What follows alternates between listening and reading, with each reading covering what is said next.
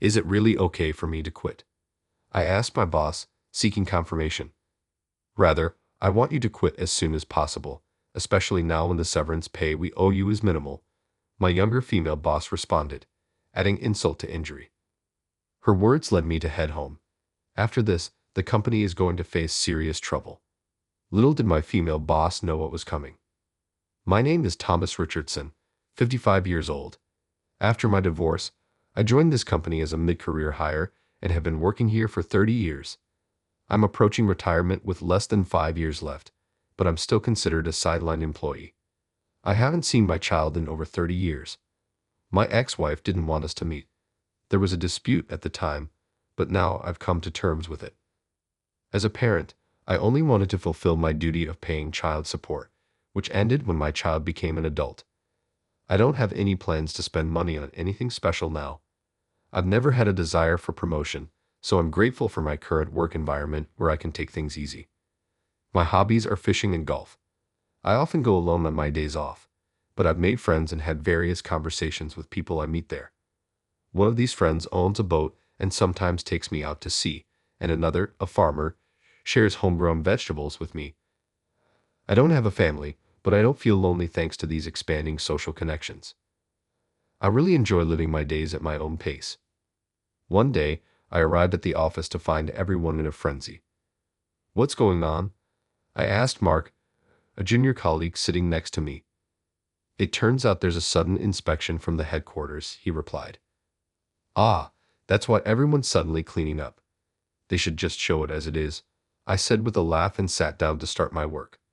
We've had such inspections before, but they never really posed a problem. The employees hurrying to tidy up were the ones who didn't keep their desks organized regularly. If they had just done the bare minimum of tidying every day, they wouldn't be panicking like this now. I've only understood the importance of daily tidying at my age, so I can't say much. A few hours later, the inspectors from the headquarters arrived. The person in charge of our department was a young woman. However, it seems she holds the position of a manager. Watching her greet us, I assumed she must be quite capable. "Hello, I'm Jessica from the headquarters. Today, I'm here to observe your work. Please continue with your usual tasks," she said. We nodded in response to her greeting and began our usual work. "She's beautiful." Some of the younger male employees seemed a bit excited by her presence, which made me chuckle at their youthfulness. "What does this mean?"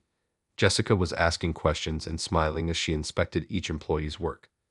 Then she came to me. What is that part-timer doing right now?" Her question was directed at me. "Ah, I'm a full-time employee," I said with a forced smile. "Oh, I'm sorry. Are you a supervisor?" Jessica apologized. No, I'm just a regular employee without a title." "Well, about my current work," I was about to explain when her tone changed abruptly. "What?" Jessica's voice took on a sharp edge. I looked up at her voice. "A regular employee at your age?" Her words were cutting. She seemed angry, and I felt intimidated. Yes. I've never been much interested in climbing the corporate ladder." I stumbled over my words, and she burst out laughing. "Isn't it simply because you can't do the job? Incompetent and old. You're fired as of today. Don't bother coming in tomorrow," she said harshly. Not just me, but the surrounding employees were stunned by her words. "We can't afford to pay incompetent people. This is necessary for the company's cost-cutting. There are plenty of others who can replace you," she continued. Realizing I was being insulted, I clenched my fist in anger.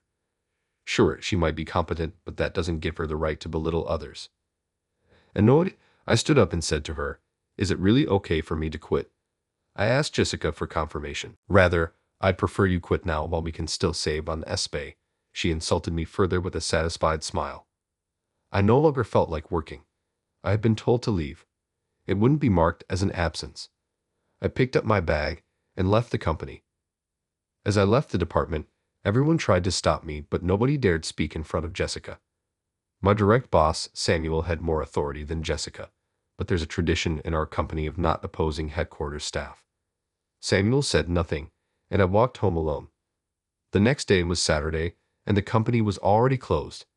Wondering what to do from Monday, I decided not to waste a holiday worrying and went fishing instead. I think things through well while doing something I enjoy.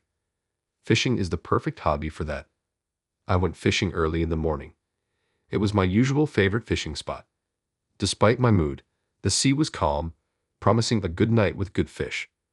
With that thought, I cast my line. "Hey, I thought you might be here," someone called out to me. "Max." It was my fishing buddy, Max Stewart. "We met here. He's 10 years older than me, but a dear friend who looks after me and listens to my stories.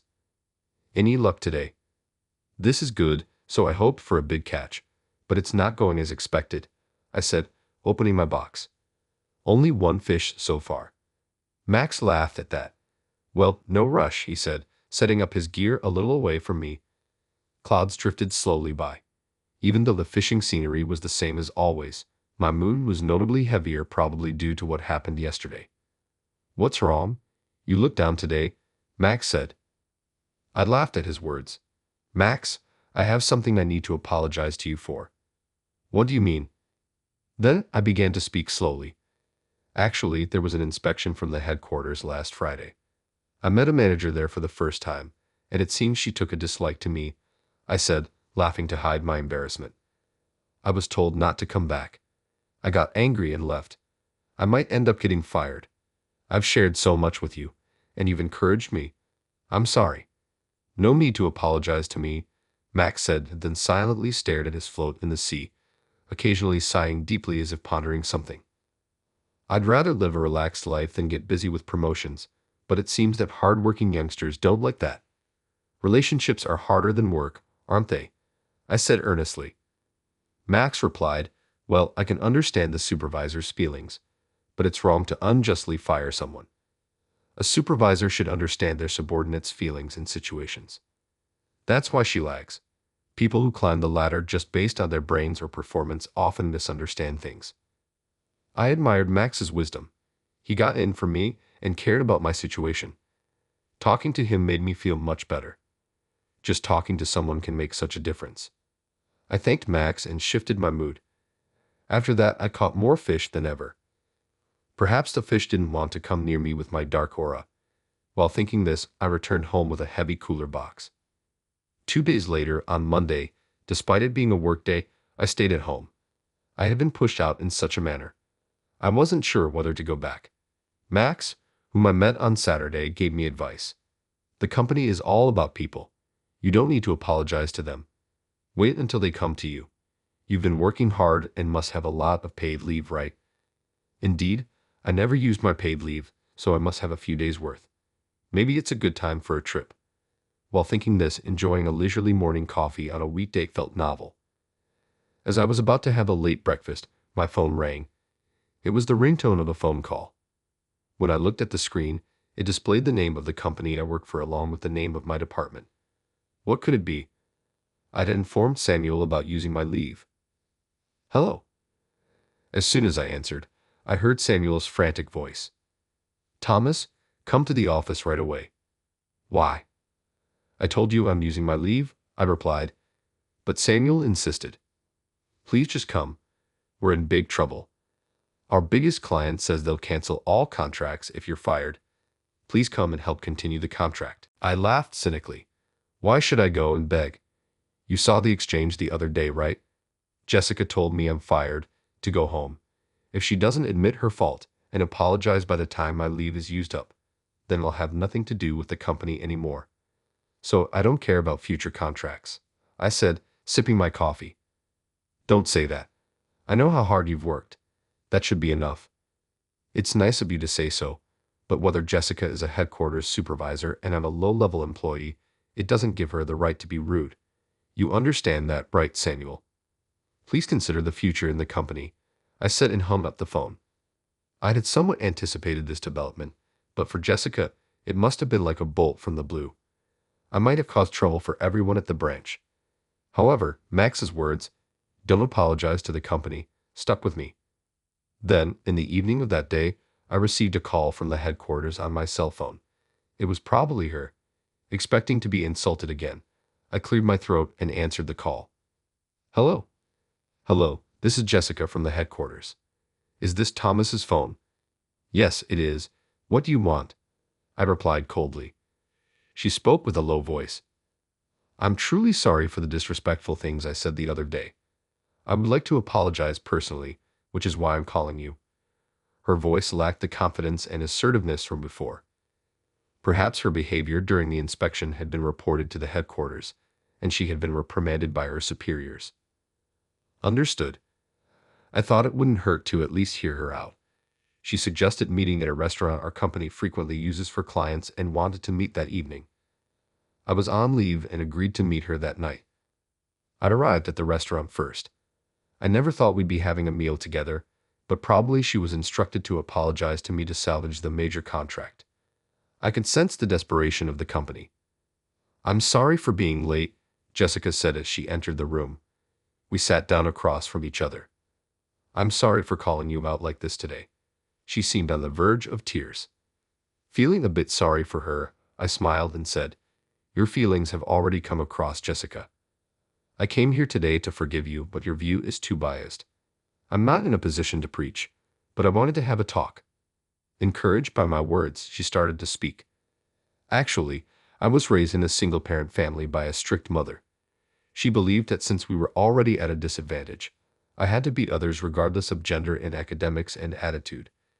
She insisted that I should study hard, join a reputable company, and climb the corporate ladder. I also believed that approach was necessary to survive in society. She spoke without touching her food. I replied, That's true. It's not wrong, and is actually a wonderful approach. Thank you, she said, and I smiled at her. Jessica, slightly reassured, continued. So I thought I'm working this hard and maybe unknowingly pushed that onto others. And I got targeted because even at my age, I hadn't climbed the ranks. I laughed, understanding her point, and she shrank a bit with guilt. I had no intention of blaming her anymore. She must have been trying her best in her own way. Then, seeing her still hesitant, I encouraged her to eat. She was probably hungry after a long day. We both picked up our chopsticks together. I aimed at it had been a while since I had a meal with someone. But while I was feeling relaxed, she still seemed a bit down. Well, a company doesn't rely just on its superiors. You're still young. It's good that you realize this now, I smiled, trying to encourage her. Finally, Jessica seemed to truly relax. Thank you, she said to me, and then started eating. Her mother must have been desperate to raise her well. She seemed like a well-disciplined lady. After that, we engaged in casual conversation. I, who had not attended university, listened to her stories about her college days and about the situation at the headquarters. The ice was broken, and we enjoyed our meal together. During our conversation, she asked me a question. By the way, why did Mr. Stewart, the president of our main contractor, say you would cancel the contract if you weren't there? I laughed. Max and I are fishing buddies. We met by chance and became good friends. I talked earnestly about work, and that's why they contracted with us. Of course, it's not just because we're friends. He was convinced by my proposal. She was surprised. To think you secured such a major contract, she said, then fell silent. I understood what she wanted to say. She was probably wondering why I hadn't climbed the corporate ladder despite securing such a major contract. I really had no desire for promotion, I said with a smile, and she smiled back. Well, there are others in charge of Max's company, but he often contacts me directly. He knew I was sincere, so he trusted me as a business partner, and we've had a good relationship. That's how it was. You've been supporting the company as a hidden pillar, she said. Don't worry about it anymore, I replied. She wasn't a bad person. Being in a managerial position at her age at our company meant she must have worked very hard. Jessica seemed to be reflecting on her actions, feeling ashamed for only seeing the surface and results. If you've reflected, just keep working hard from now on. I'm already 55, close to retirement, and don't have a family, so I don't plan to pursue promotions. But I think your approach is not wrong. Good luck, I encouraged her again. Then Jessica looked up. No family, right? I don't have anything to protect, so I plan to live a carefree life from now on. I smiled gently in response to her smile. Hearing about my way of living, she probably thought to herself that such a life is also possible. I decided to work hard so that she and the younger employees could thrive in the company even after my retirement. I returned to work, cutting my leave short. My colleagues in the department were relieved to see me back. When they started to speak ill of Jessica, I said, "I've made peace with her. I've heard her reasons. She's a colleague in the company. Let's stop attacking her." I was thankful they stood up for me, but bad-mouthing only breeds more negativity. Everyone agreed with my words, and so I was able to return to my original environment and gratefully resume my work. A few months later, while enjoying my usual routine at work and fishing with Max and other friends on my days off, I heard a rumor amidst these peaceful days. Jessica is said to have faked her performance for promotion and is going to face a disciplinary meeting. I was surprised. Facing a disciplinary meeting could mean demotion, a pay cut, or, in the worst case, a disciplinary action. I couldn't believe Jessica would do such things. We really talked a lot that day. Her face, as she spoke about her efforts and the challenges she faced in her work, showed no signs of deceit. Of course, if she truly did wrong, she should be punished and reflect. But if it was a false accusation, it would be too unfair. If there was even a slight chance of a wrongful accusation, I wanted to help clear her name. After what happened, I couldn't see her as a stranger anymore. Of course, anything I could investigate, the HR department had already looked into. But still, I reviewed the documents she created and the records of transactions. I heard about it. Among them were documents from companies where my girlfriends are managers or executives. I reached out and spoke to various people, confirming there was no wrongdoing in her dealings. Furthermore, everyone unanimously said Jessica really worked hard for us. Then I advised this to HR. The HR manager, Tyler, is my contemporary, though he's younger than me since I was hired mid-career. We've known each other for a long time. If Thomas says so, it must be right. He believed my words. Later, I found out that the source of the rumor was the work of her older subordinates who were jealous of Jessica. I was dismayed to realize that there were petty people everywhere. Those individuals apparently faced disciplinary action. A few days later, Jessica came back to our department. "Thomas, can I talk to you for a moment?" she asked nervously. I followed her into a separate room. She said, "Thank you for the other day. I heard from Tyler that you helped clear my name. I really appreciate it." Then she expressed her gratitude. I responded, "It's nothing. I couldn't believe that you would do such a thing. It was just a little talk since Tyler happened to be my contemporary." I said this with a laugh, even though my heart was racing. But I had something I needed to say. "Can I tell you something?" I asked Jessica. She tilted her head curiously. "Actually, I went through various documents you prepared. That's when I first learned your family name." I looked down. In fact, I was too nervous to look up. My family name, it's Harford," Jessica said. I gathered my courage and spoke what I needed to say. "Actually, my ex-wife's maiden name was Harford, and our daughter, who we've been separated from since she was 2, is named Jessica." "What?" she exclaimed, her eyes widening in shock. I finally looked up, scratching my head. I thought it must be a coincidence, but just in case. Her eyes filled with tears, and she stared at me intently. I waited for her words. "Thomas Richardson is my father's name. I learned it when I saw my mom's diary." At her words, I was astounded. "It's me?" I murmured naturally, almost without thinking. Tears embarrassingly began to fall from my eyes. Hearing my words, Jessica cried out like a child and clung tightly to me. I hesitantly wrapped my arms around her.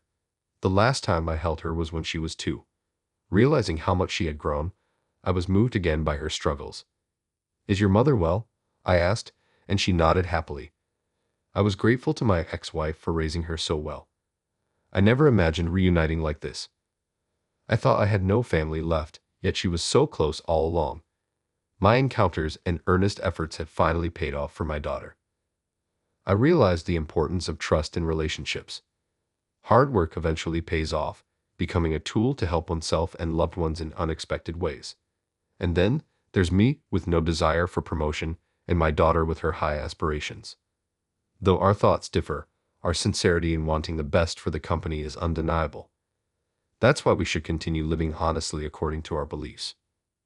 I want to live a relaxed life but will work diligently until retirement to leave some savings for my daughter. I'll respect her wishes and fully support her desire to succeed.